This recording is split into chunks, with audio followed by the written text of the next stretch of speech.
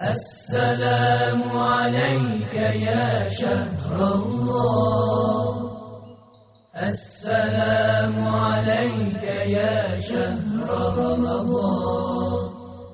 السلام عليك يا شهر رمضان.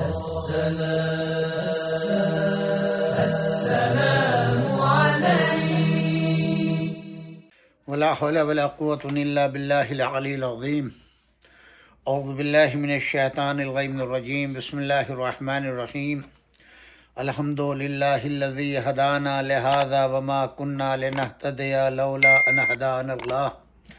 لقد جاءت رسل ربنا بالحق والصلاة والسلام علی رسول الثقلین محبوب رب المغربین والمشرقین جد الحسن والحسین ابی القاسم محمد. اللہم صلی علی محمد وآل محمد والطیبین الطاہرین المعصومین ولعنۃ اللہ علی اعدائہم اجمعین من الآن الی قیام یوم الدین. اما بعد. سامعین کرام، السلام علیکم ورحمۃ اللہ وبرکاتہ. ماہ رمضان المبارک کی آج 7 تاریخ ہے اور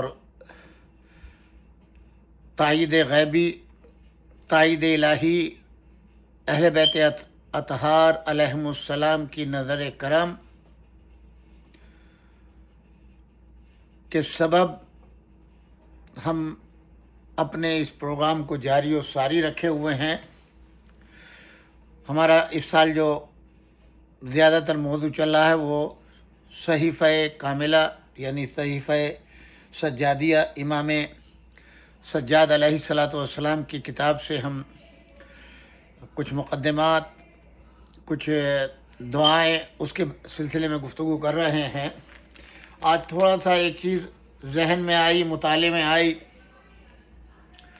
تو سوچا کہ آج اس موضوع پر بھی گفتگو کرتے رہیں اور یہ بھی مقدمہ ہوگا ہماری ان تمام تقاریر کا جو آئندہ اس ماہ مبارک کے سلسلے میں ہوتی رہیں گی.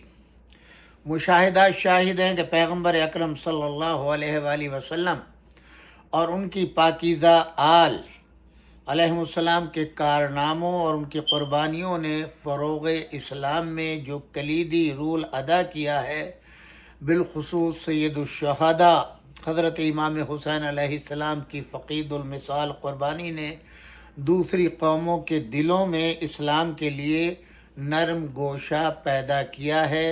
اس حقیقت سے کوئی بھی صاحب فہم، صاحب عقل، صاحب انصاف انکار نہیں کر سکتا. قربانی امام حسین علیہ السلام اور عزائے مظلوم کربلا کے تصدق میں ہر دور میں غیر مسلم حلقہ بگوش اسلام قبول کرتے رہے، لیکن من جملہ دیگر افسوسناک باتوں کی یہ بھی مسلمانوں کی بدقسمتی ہے کہ قربانی امام حسین علیہ السلام اور عزائے حسین علیہ السلام کی اگر مخالفت ہوئی ہے تو وہ صرف اور صرف اہل اسلام ہی کے اس طبقے کی جانب سے جو ابتدا ہی سے دشمنان اسلام کی سازشوں کا آلہ کار بنا رہا ہے.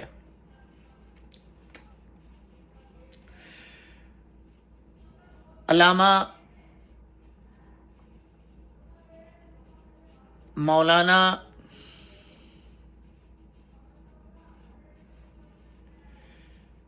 سید علی حیدر صاحب قبلہ اعلی اللہ مقامہ، جن کے پاس علم ذخار تھا،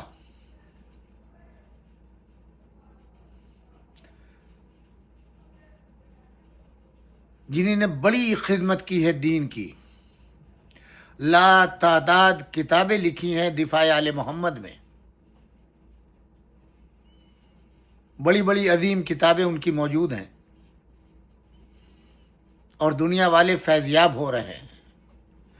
ان کا مشہور رسالہ اصلاح سینکڑوں سال سے آج بھی جاری و ساری ہے.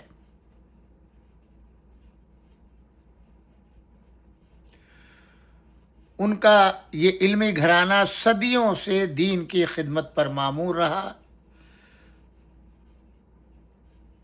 اور آج بھی ان کے فرزند ارجمند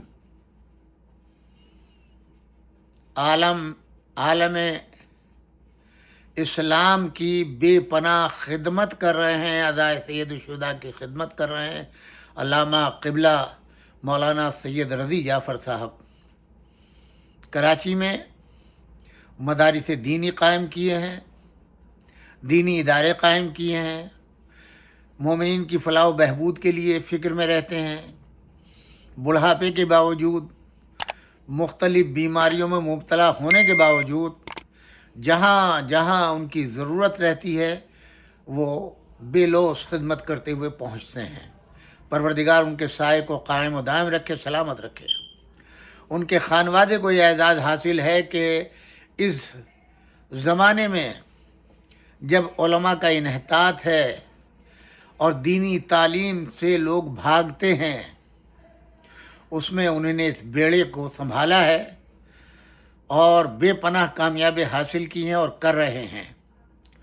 یہ ان خانوادے کا فیض ہے کہ آج تک ہندوستان کی سرزمین پر یہ رسالہ بڑی آب و تاب کے ساتھ زبان اردو میں قائم ہے، اور صرف یہ رسالہ ہی نہیں بلکہ لاجواب کتابیں جو ہیں اس ادارے کی جانب سے آج بھی شائع ہو رہی ہیں۔ پروردگار عالم تمام حضرات کو جو اس ادارے سے متعلق ہیں ان سب کو صحت و سلامتی عطا فرمائے، بالخصوص مولانا سید محمد جابر جوراسی صاحب قبلہ کو صحت و سلامتی دے، جنہوں نے اپنی زندگی کا ایک بیشتر حصہ اصلاح اور ادارے کی خدمت میں لگا دیا۔ علامہ مرحوم مولانا سید علی حیدر صاحب قبلہ نے ایک مکالمے کی شکل میں اہل بیت اطہار علیہم السلام اور عزائے سید ابرار کے سلسلے میں پیدا کیے جانے والے شبہات کا مدلل انداز میں جواب دیا ہے، اور انہی نے ان کی ایک کتاب تصویر ازا کے عنوان سے متعدد بار شائع ہوئی۔ آج بھی ضرورت ہے اس بات کی کہ قارئین اس سے مکمل استفادہ کریں، اور یہ کتاب پھر شائع کی گئی اہل ایمان کے تقویت کے لیے کہ اہل بیت اطہار علیہم السلام جس صورت سے اپنی حیات طیبہ میں اس کائنات کے لیے سبب فیض تھے، اپنی شہادتوں کے بعد بھی وہ فیض ویسے ہی جاری و ساری ہے۔ ہم اس مکالمے کا ایک مقدمہ آپ کی خدمت میں پیش کرنے کا شرف آج حاصل کریں گے، تاکہ جو دشمنان اہل بیت ہیں ان کو بھی پتہ چلے، اور جو عزائے سید الشہداء پر حملے کرتے ہیں، اہل بیت کی محبت سے لوگوں کو دور کرنے کی کوشش کرتے ہیں اور پھر دعویٰ کرتے ہیں یہ اہل اسلام کے ہم بھی اہل بیت کے ماننے والے ہیں، ان کے لیے یہ ایک سبق ہوگا۔ ہمارے یہاں بھی آج اس زمانے کے اندر جب زمین فروشی، دین فروشی، ایمان فروشی، لباس فروشی کا بازار گرم ہے، تو ہمارا فرض بنتا ہے کہ ہم اس اہل بیت اطہار علیہم السلام کے دفاع میں ان منافقوں کے چہروں سے نقاب اتاریں جو کھاتے اہل بیت کا ہیں اور گاتے دشمنوں کا ہے۔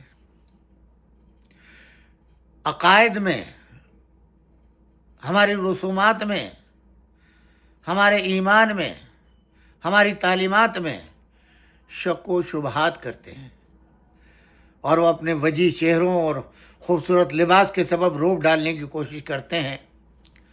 ہم کوشش کریں گے کہ ان کے چہروں سے بھی نقاب اتاری جائے۔ ہمارا یہ پروگرام کسی تعصب کی بنا پر نہیں ہے، ہم صرف اپنے ایمان و عقیدے کی مضبوطی، اہل بیت کے چاہنے والوں کی محبت میں اضافہ، اور اگر کسی کے دل میں کوئی شک پیدا ہو اس کے دفاع کے لیے یہ کام کر رہے ہیں۔ علامہ مرحوم نے ایک مکالمہ لکھا ہے اور خاتون کا نام ہے حسینی بیگم۔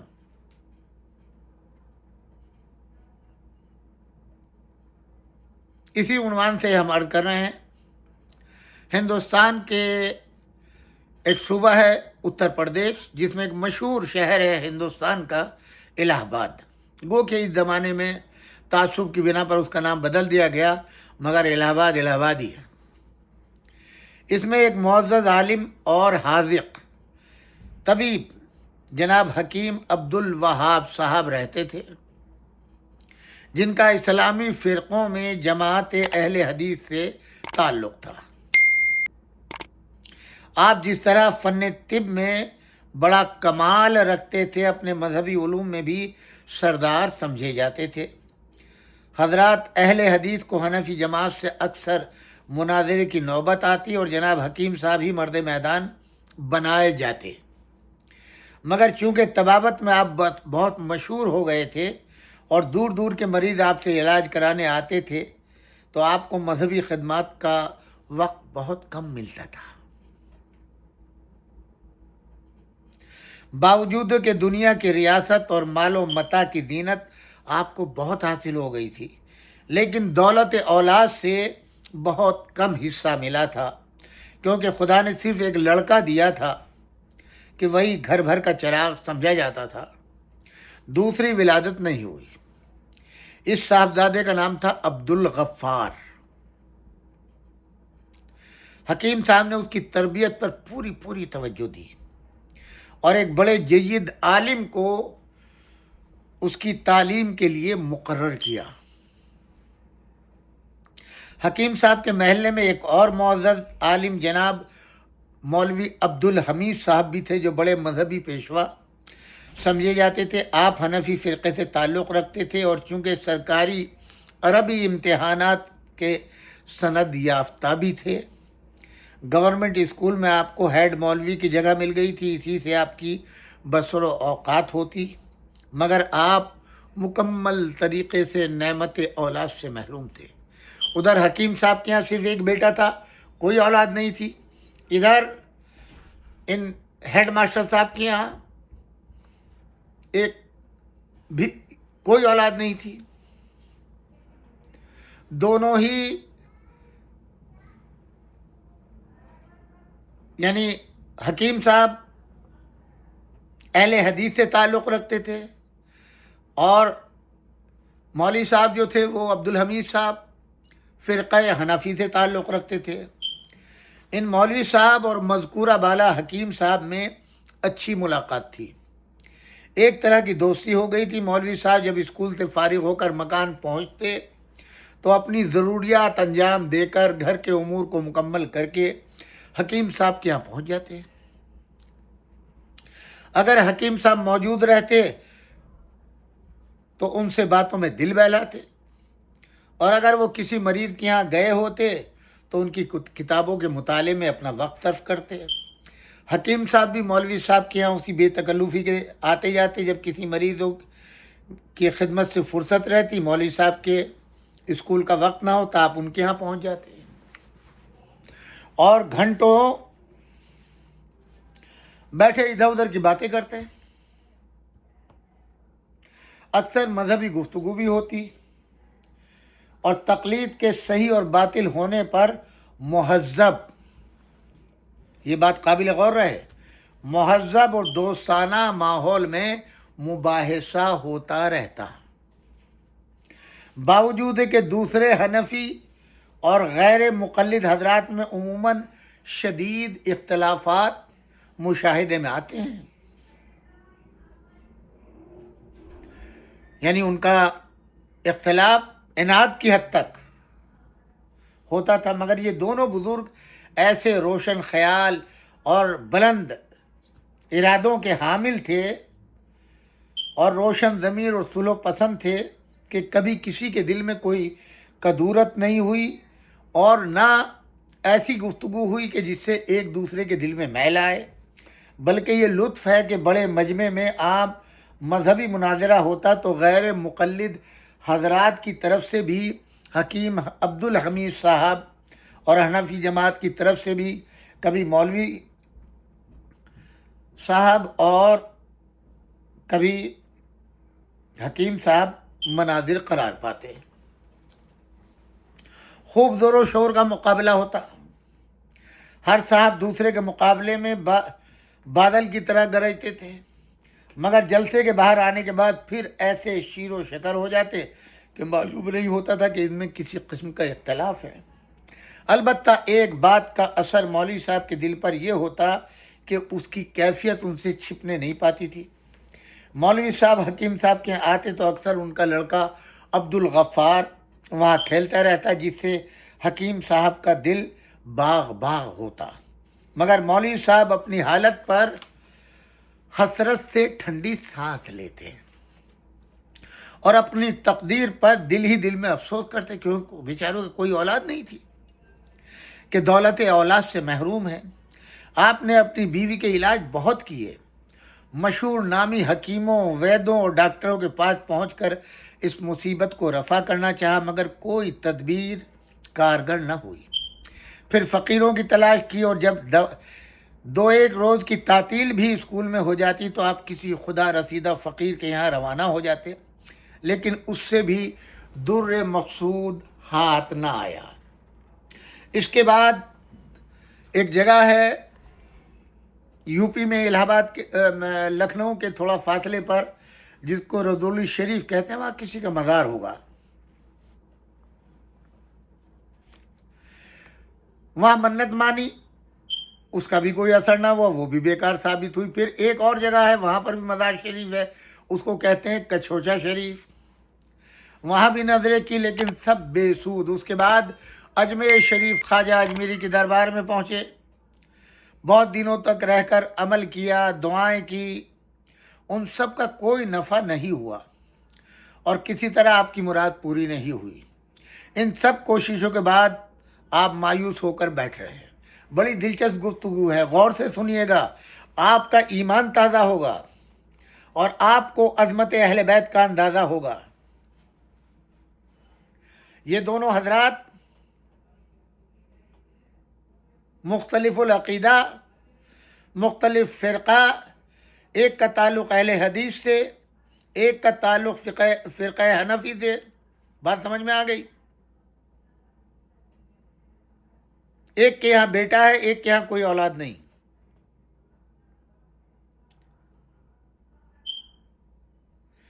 जब आपकी कोई मुराद पूरी नहीं हुई, यानी मौलवी अब्दुल हमीद साहब की,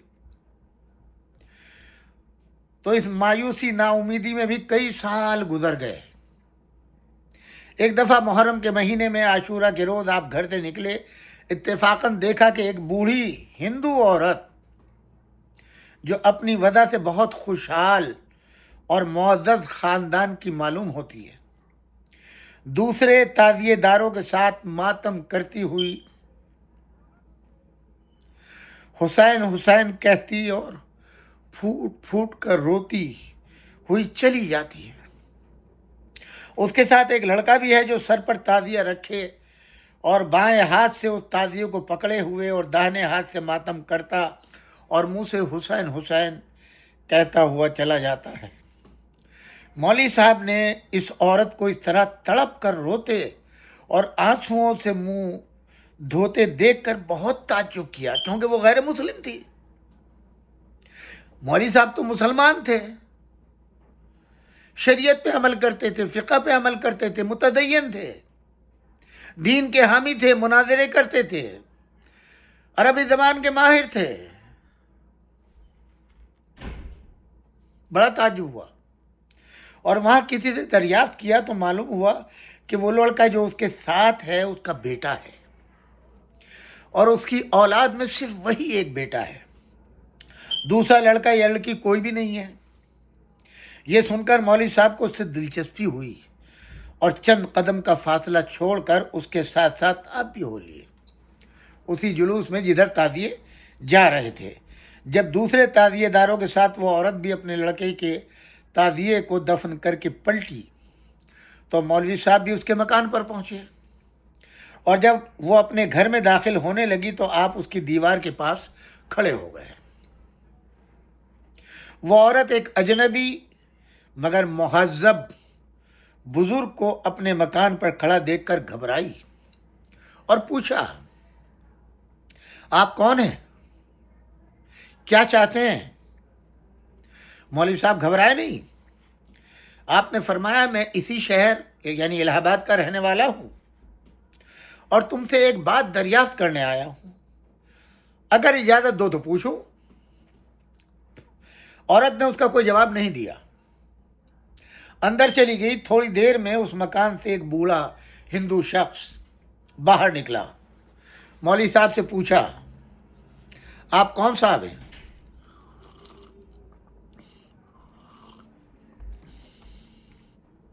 और यहां क्या काम है आपको? मौलवी साहब ने फरमाया, क्या आप इस घर के मालिक हैं? उन्होंने कहा, जी हां, ये मेरा गरीब खाना है। देखा, पुरानी तहजीब, आज का दौर नहीं। आज तो तासुब ने इतना आंखों को अंधा और दिल को काला कर दिया है कि एक दूसरे की सूरत देखने को या एक दूसरे का मजहब सुनने के बाद में सूरत देखना पसंद नहीं करते, आंखें फेर लेते हैं, और अगर देखते भी हैं तो आंखों से नफरत और नखुवत जाहिर होती है। ये पुराना ज़माना आप देखें, कैसे किसी भी मज़हब के लोग हों, कैसे तालीम याफ्ता और तहजीब याफ्ता होते थे। ये तारीख है हमारी। कहते हैं, जी ये मेरा ही गरीब खाना है, इरशाद फरमाएं, क्या हुक्म है? मौलवी साहब ने कहा, क्या मैं दरियाफ्त कर सकता हूं कि आपका इसमें गिरामी क्या है? उस शख्स ने कहा, मुझे पंडित राधा किशन कहते हैं। और जनाब का नाम? इन्होंने कहा, हकीर का नाम मौलवी अब्दुल हमीद है। उन पंडित जी ने आपकी बड़ी इज्जत अफजाई की, निहायत शुक्रगुजार हुआ। आपने क्यों जहमत फरमाई, आइए तशरीफ लाइए। पंडित जी ने बाहर का कमरे का दरवाज़ा खोल दिया। मौलवी साहब तशरीफ ले गए। एक कुर्सी पर मौलवी साहब, दूसरी पर पंडित जी बैठे। पंडित जी ने पान और सिगरेट मंगाया और मौलवी साहब की खिदमत में पेश किया और फिर पूछा, हाँ जनाब इरशाद फरमाएं। मौलवी साहब ने कहा, आप तरद्दुद ना फरमाएं, कोई ऐसी बात नहीं है। अच्छा हुआ कि आपसे मुलाकात हो गई, आपकी बातों से मुझे बड़ी खुशी हुई। पंडित जी ने कहा, यह आपकी मेहरबानी है, मगर जब तक आप इस गरज को जाहिर ना फरमाएं मुझे तो इत्मीनान नहीं होगा। मौलवी साहब ने कहा, मैं आने को तो आ गया, मगर मालूम हुआ कि आप कोई बड़े मुअज़्ज़ज़, शरीफ और तालीम याफ्ता बुजुर्ग हैं। अब जिस गरज से मैं हाजिर हुआ हूं उसको जाहिर करते हुए मुझे तामुल होता है कि शायद आपको नागवार हो। पंडित जी ने कहा, नहीं, आप ऐसे आलिम की बात तो मुनासिब नहीं होगी, फिर मुझे नागवार क्यों होने लगा? अब मौलवी साहब ने कहा, मैं इस गरज से हाजिर हुआ कि अभी जो बूढ़ी खातून इस मकान में गई है उसको मैंने सड़क पर देखा कि मातम करती और बेचैन होकर रोती जाती है। उसके साथ एक लड़का, वो भी सर पर ताजिया रख के मातम करता जाता था। मैं सिर्फ ये दरियाफ्त करना चाहता हूँ कि ये औरत कब से ताजिया रखती है और किस खास वजह से ऐसा करती है, क्योंकि ये काम तो मुसलमानों का है।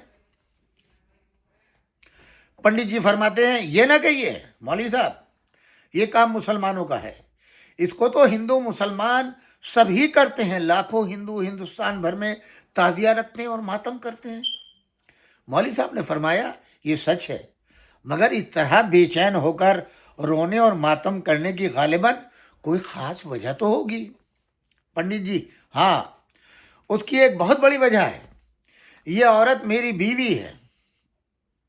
हम दोनों की शादी बचपन में हुई, मगर जवान होने पर भी मुद्दते दराज तक कोई औलाद हमारे यहाँ नहीं हुई। तो हम लोगों को तरद्दुद हुआ, हकीम, डॉक्टर, वैद्य सबके इलाज किए, हज़ारों रुपया खर्च किया, मगर सब बेकार। फिर पंडितों, ज्योतिषियों, साधुओं की खुशामदें की, मंदिरों में मन्नतें मानी, हर तरह का पूजा पाठ किया, काशी जी, मथुरा जी, हरिद्वार जी जाकर दुआएं की اور کہاں کہاں کی خاک نہیں چھانی، مگر کسی طرح میری بیوی کی گود آباد نہ ہوئی۔ اس طرح جب میری عمر 35 سال اور میری بیوی کی 33 سال ہو گئی تو ہم لوگ مایوس ہو کر اور ہر کوشش سے تھک کر بیٹھ گئے۔ اب مولوی صاحب فرماتے ہیں یہ سچ ہے، مگر اس طرح بے چین ہو کر رونے اور ماتم کرنے کی غالباً کوئی خاص وجہ تو ہوگی۔ اب کہتے ہیں مولوی صاحب معاف کیجیے گا، میں قطع کلام کرتا ہوں کہ آپ کی باتوں سے معلوم ہوتا ہے اردو فارسی آپ پوری طرح پڑھے ہوئے ہیں اور اس میں بہت صاف تقریر کرتے ہیں۔ پنڈت جی، جی ہاں، میں بچپن میں اردو فارسی پڑھایا کرتا تھا، پڑھایا گیا۔ گلستان، بوستان، انشاء مہدورام، دفتر ابوالفضل، رقعت عالمگیری، دیوان حافظ، شاہ نامہ فردوسی وغیرہ سب پڑھ چکا ہوں۔ مولوی صاحب، واہ واہ، تب تو آپ بڑے قابل قدر بزرگ ہیں، میں آپ سے مل کر نہایت مجھے مسرت ہوئی۔ اب پنڈت جی فرماتے ہیں آپ یہ سن کر اور زیادہ خوش ہوں گے کہ میری بیوی بھی، جن کو آپ نے ماتم کرتے ہوئے دیکھا تھا، اردو مڈل پاس ہیں اور اردو کی کتابیں بہت کثرت سے دیکھتی رہتی ہیں۔ مسلمانوں کی مذہبی چیزیں دیکھنے کا بھی ان کو شوق ہے۔ میر انیس صاحب، مرزا دبیر صاحب کے مرثیوں سے ان کو عشق ہے۔ مولوی صاحب سبحان اللہ، تب تو آپ بڑے ہی خوش قسمت ہیں۔ اب پنڈت جی کہتے ہیں کہ یہ آپ کی عزت افزائی ہے۔ ہاں تو وہ بات رہ گئی، جب ہم لوگ مایوس ہو کر بیٹھ رہے، اس کے 2 سال بعد محرم کا چاند دکھائی دیا، تو پڑوس میں جو خان صاحب ہمارے رہتے تھے، ان کی بیوی نے میری بیوی سے کہا کہ بہن، تم اولاد ملنے کے لیے ہر طرح کی کوششیں کر چکی، منتیں مان چکی، پوجا پاٹ کر چکی، اگر مانو تو میں بھی ایک بات کہوں، شاید خدا تم پر رحم کرے، تمہاری گود آباد ہو جائے اور تمہارے اندھیرے گھر میں اجالا آ جائے۔ میری بیوی نے، پنڈت جی کہتے ہیں، اس سے کہا بڑا احسان مجھ پر کیا ہوگا، اس سے بڑھ کر اگر ایسا ہو جائے تو میں تمہاری لونڈی بن جاؤں، تمہاری کنیز بن جاؤں، تمہاری خادمہ بن جاؤں اور زندگی بھر تمہاری خدمت کروں۔ اولاد کے نہ ہونے کا جو احساس ہوتا ہے، کس منزل پہ انسان کو پہنچا دیتا ہے۔ خان صاحب کی بیوی، یہ لو، تم بھی قیامت کی باتیں کرنے لگی، یہ احسان کیوں ہونے لگا، اور تم میری لونڈی کیوں بنو گی؟ یہ تو میرا کام ہے، تمہاری آرزو خود تمہارے دل کی تمنا ہے، اللہ کرے تم جلد چاند سا بیٹا دیکھو، اس کو کھلاؤ، اس کا بیاہ کرو، بہو لاؤ۔ پنڈت جی کہتے ہیں کہ میری بیوی کہتی ہے بہن، ایسا دن کب آئے گا ہماری زندگی میں، میری تقدیر میں یہ نعمت ہوتی تو اب تک ترسی نہ رہتی، ان باتوں سے کیوں میرا دل دکھاتی ہو، اب تو یہی کہنا ہے کہ بھلا پتھر میں دھوپ جم سکتی ہے۔ خان صاحب کی بیوی جو ان کی پڑوسی تھی، وہ کہتی ہیں نہیں، ایسا نہ کہو، خدا میں ہر طرح کی قدرت ہے، ابھی تو تمہارا زیادہ دن نہیں گیا، خدا تو 40 برس سے زیادہ عمر والی عورتوں کو بھی اولاد دیتا ہے، اس کی رحمت سے بندوں کو نا امید نہیں ہونا چاہیے۔ میرے مذہب میں تو خدا کی رحمت سے مایوس ہونے کو بڑا گناہ تصور کیا جاتا ہے۔ تب میری بیوی نے کہا، پنڈت جی فرماتے ہیں ہاں، اس سے کسی کو انکار نہیں ہو سکتا، اس کو تو یعنی اللہ کی ذات کو تو سب باتوں کا اختیار ہے، وہ جو چاہے تو کیا کچھ نہیں کر سکتا۔ خان صاحب کی بیوی کہتی ہیں اچھا تو زبان ہارو کے جو بات میں کہوں گی اس کو مانو گی، اور ابھی کسی سے نہیں کہو گی۔ तब पंडित जी कहते हैं मेरी बीवी ने कहा जी कहो, मैं कसम खाती हूं जो कहोगी वही करूंगी और किसी से भी नहीं कहूंगी। तब उन खान साहब की बीवी ने पड़ोसी की कहा मेरी राय यह है कि मेरे यहाँ एक इमामबाड़े में मजलिस है, वहां मजलिस होती है, मजलिस खत्म होने के बाद ताजिए के पास खड़े होकर, ताजिए से नहीं बल्कि खुदा से, यानी ताजिया वसीला है, तुम मन्नत मानो कि अगर खुदा ने तुमको बेटा दे दिया तो तुम भी इमाम हुसैन अलैहिस्सलाम का ताजिया हर साल रखा करोगी और आशूर के दिन उसके सर पर ताजिया दफन करने को किसी करबला में भेजा करोगी। पंडित जी कहते हैं मेरी बीवी ने कहा बहन मैं तो मन्नत मान लूंगी कि अगर खुदा मुझे बेटा या बेटी भी देगा तो मैं इमाम साहब का ताजिया जरूर रखूंगी। हाय अल्लाह किसी तरह मेरे दिल की आग तो बुझाए, मेरी गोद को आबाद तो करे, मेरे दिल को ठंडक तो पहुंचाए। तो मौलवी साहब ने उस वक्त फरमाया आप यकीन करें कि मेरा घर भर और मेरी ससुराल के भी सब लोगों को यकीन हो गया था कि अब मेरे यहाँ किसी तरह औलाद नहीं हो सकती, मैं और मेरी बीवी दुनिया से लावलद ही जाएंगे, मगर खुदा की कुदरत को न कोई समझ सका है न समझ सकता है। मेरी बीवी ने खान साहब के इमामबाड़े में जाकर ताजिए के सामने खड़ी होकर, सॉरी मैंने मौलवी साहब का नाम ले लिया, पंडित जी थे वो, खान साहब के इमामबाड़े में जाकर ताजिए के सामने खड़ी होकर खुदा की बारगाह में हाथ उठा दिए, रो रो कर दुआ की है अल्लाह ऐ साहब अगर आप मुझ पर रहम करें, मुझ दुखियारी को एक ही औलाद दे दें तो मैं नज़र करती हूँ कि आपके प्यारे हज़रत इमाम साहब का ताज़िया मैं भी रखा करूँगी और उस ताज़िए को हर साल उसी औलाद के सर पर रख कर करबला ले जाया करूँगी। ए खुदा दुहाई है, दुहाई है, दुहाई है, अब भी इस गरीब पर तरस खाइए और किसी तरह मेरी ये हसरत पूरी कर दीजिए। मौलवी साहब मेरी बीवी ने दुआ करने को तो कर ली और उस वक्त सच्चे दिल ही से खूब रो रो कर और अच्छी तरह गिड़गिड़ा कर मन्नत मानी, मगर दिल तो पहले ही मुर्दा हो चुका था, कोई उम्मीद बाकी नहीं रही थी।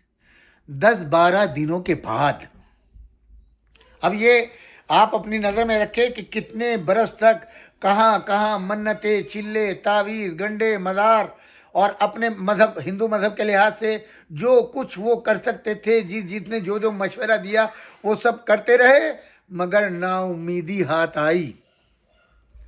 अब इस बीवी के कहने से ये हुआ कि भाई चलो यहाँ भी मन्नत माने लेते, मन्नत मान ली और अब कहते हैं दिल पे कोई असर ऐसा नहीं हुआ, दिल से मन्नत मानी, सब कुछ किया, मगर इतने तजर्बे के बाद दिल में मायूसी रही।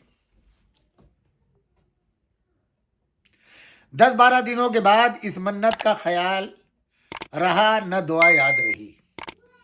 समझिए कि तकदीर का लिखा मिट नहीं सकता और किस्मत की बात बदल नहीं सकती। अगर खुदा को देना होता तो इससे पहले कहाँ कहाँ की तीरथ कर चुका, किस किस देवता की पूजा पाठ कर चुकी, किस किस नदी का स्नान कर चुकी। परमेश्वर उसी वक्त मुझ पर तरस ना खाते। खुदा परमेश्वर जी तो एक ही हैं, मुसलमान उस नाम से पुकारते हैं और हम लोग इस नाम से याद करते हैं, मगर दो नाम होने से क्या होता है, मालिक तो वही है, उसको देना होता तो अब तक क्यों ना तड़पाता। मेरी तकदीर को ना इमाम साहब बदल सकते हैं, न मेरे लिखे को तादिया मिटा सकता है।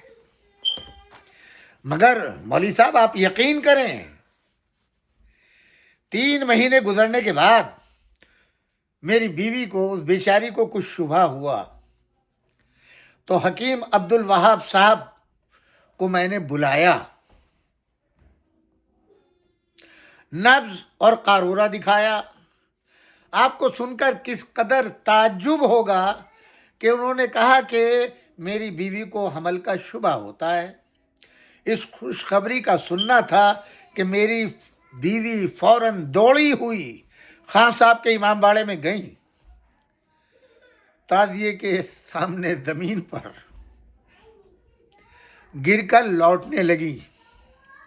खुशी का रोना इस कदर रोई कि वहां की जमीन भीग गई। हकीम साहब कुव्वत का नुस्खा लिख कर गए थे। मैंने फौरन वो माजून बनवाई और घर में इस्तेमाल कराने लगा। इसके बाद क्या पूछना है। जिस कदर दिन गुजरते गए हमल का यकीन बढ़ता गया, यहाँ तक कि दिल की बात क्यों न कह दूं कि हज़रत इमाम साहब के ताज़िए के सामने दुआ मांगने की बरकत या ताज़िया रखने की नज़र करने से खुदा को हम बेबसों पर रहम आ गया, और जिस बात को अब हम लोग नामुमकिन समझते थे वो मुमकिन हो गई। अभी दूसरा मुहर्रम नहीं आने पाया था कि हमारे घर में सूरज उतर आया। हमारा अंधेरा घर रोशनी से जगमगाने लगा। हम लोगों का मुर्दा दिल जिंदा हो गया, और वही चांद सा बेटा जिसको आज आपने मेरी बीवी के साथ सर पर ताजिया रखे जाते देखा है, पैदा हुआ। उस नेमत की जो खुशी हम लोगों को हुई उसका अंदाज़ा आप अच्छी तरह कर सकते हैं। इस आखिरी जुमले ने मौलवी साहब के दिल पर नश्तर का काम किया, मगर ज़ब्त से काम लिया, क्योंकि पंडित जी तो जानते नहीं थे कि ये बेचारे ये भी लावलद हैं। मौलवी साहब ने उनसे फरमाया, वाक़यान खुदा ने आप लोगों पर बड़ा रहम किया, उसका जो शुक्रिया अदा किया जाए वो कम है। अब पंडित जी फरमाते हैं, जी हाँ, कौन शख्स उसका शुक्रिया अदा कर सकता है। उसी साल से मेरी बीवी ताज़िया रखने लगी, और उस लड़के के सर पर रख कर आशूरा को जहाँ आप लोग ताज़िए ले जाते हैं, मेरी बीवी भी जाती है।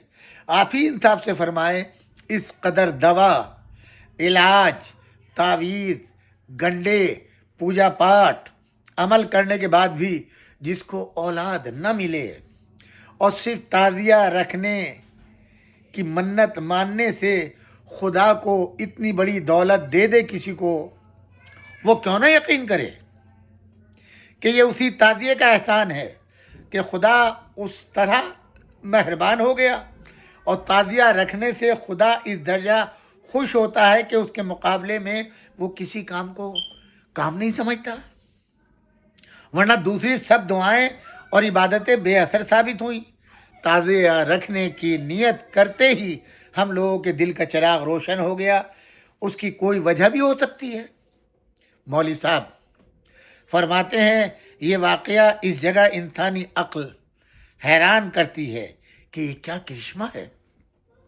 पंडित जी कहते हैं, ये करिश्मा तन्हा मेरे ही साथ तो नहीं, लाखों हिंदू जो ताज़िए रखते हैं सब के साथ ऐसे ही कोई ना कोई अजीब व गरीब वाक़यात हुए हैं जिनसे मजबूर होकर उन लोगों को इमाम साहब का कलमा पढ़ना पड़ा।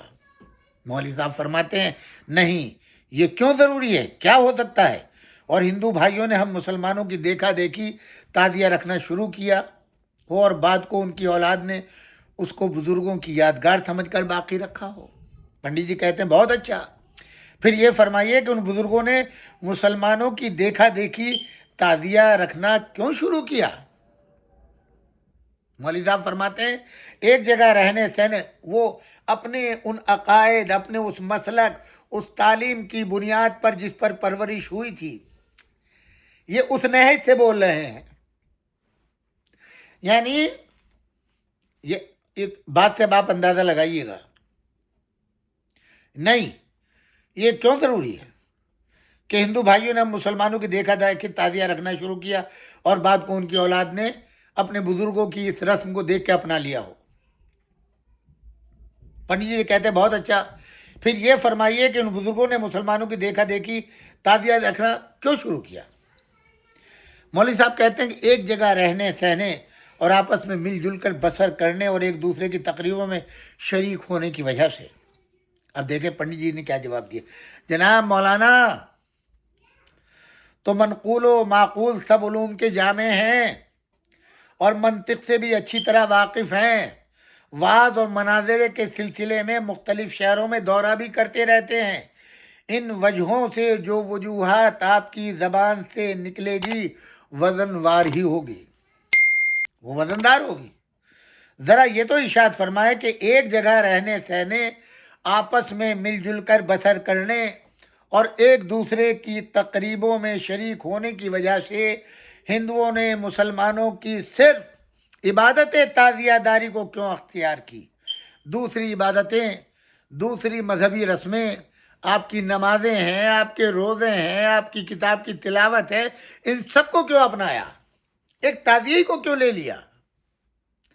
جب آپسی معاشرت، آپس میں رہنا سہنا ایک ساتھ ہوتا ہے، اور یہی کام اگر ہم لوگوں نے کر لیا ہے تو بقیہ آپ کی جو اور عبادات ہیں، ہم نے ان میں سے کسی چیز کو کیوں نہیں اپنایا؟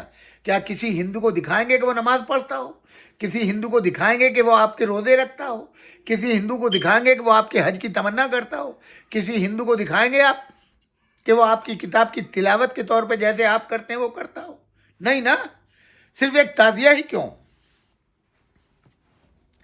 مولوی صاحب فرماتے ہیں آپ مسلمانوں کی عبادتوں مذہبی رسموں کا نام لیں تو میں بتاؤں کہ ہندوؤں نے ان میں کیوں نہیں شرکت کی؟ یہ بتا دیا پنڈت جی نے، یہ تو کوئی بتانے کی بات نہیں۔ اچھا فرمائیے، نماز میں ہندوؤں نے کیوں شریک نہیں کی؟ روزہ کیوں نہیں رکھا؟ عید بقرعید شب برات میں کیوں آپ کا ساتھ نہیں دیتے؟ مولوی صاحب نے فرمایا واہ، آپ تو ہندو ہیں، پھر نماز کیوں پڑھتے؟ روزہ کیوں کر رکھتے؟ عید بقرعید اور شب برات کیوں کرتے؟ تب پنڈت جی نے کہا یہی تو میں بھی کہتا ہوں، چونکہ ہم لوگ ہندو ہیں اس وجہ سے آپ کی کسی اور عبادت میں شریک نہیں ہوتے، کسی مذہبی تقریب میں نہیں ساتھ نہیں دیتے، مگر محرم کی عبادتوں میں کروڑوں ہندو مل جاتے ہیں، مجلسوں میں کثرت سے پڑھے لکھے ہندو شریک ہوتے ہیں، بلکہ خود بھی تعزیہ داری کرتے ہیں، اور کثرت سے ہندوؤں کے ہاں تعزیے رکھے جاتے ہیں۔ امام باڑے اور کربلائیں کس کثرت سے ہندو راجاؤں نے بنوائی ہیں، ان کے سالانہ خرچ کے لیے جائیدادیں نکال دی ہیں۔ نوحہ ماتم میں کتنے ہندو آپ کے ساتھ رہتے ہیں۔ غرض آپ کی کسی عبادت، کسی تقریب، کسی مذہبی رسم کو ہندوؤں نے اختیار نہیں کیا سوائے تعزیہ داری کے، جو ایک دو نہیں بلکہ لاکھوں بلکہ کروڑوں ہندوؤں کے ہاں زور و شور اور بڑے اہتمام سے ہوتی ہے۔ تو صرف عزاداری میں شریک ہونے اور باقی کل عبادتوں، تقریبوں اور رسموں سے الگ رہنے کی کیا وجہ ہو سکتی ہے؟ سامعین کرام، میرا وقت ختم ہو رہا ہے، انشاءاللہ اس کا بقیہ حصہ کل ہی میں شروع کروں گا۔ یہ مقصد میرا صرف اہل بیت اطہار علیہم السلام کی عظمت کو بیان کرنا، اور اسی میں حکیم صاحب اور ان مولوی صاحب کو بھی، ان کی اولاد کو عشق اہل بیت میں کس طریقے سے مکالمے کے ذریعے سے علمی مناظرہ ہوا اور یہ قائل ہوئے۔ میں اس مضمون کو یہیں پر آج روک رہا ہوں۔ آپ کا دل محظوظ ہوگا، ایمان تازہ ہوگا۔